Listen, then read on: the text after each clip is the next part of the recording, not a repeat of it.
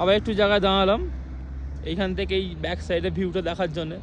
খুবই সুন্দর এখান থেকে, প্লাস এখান থেকে দেখা যাচ্ছে বরফের পাহাড়। আর আমার ব্যাক সাইডে আছে,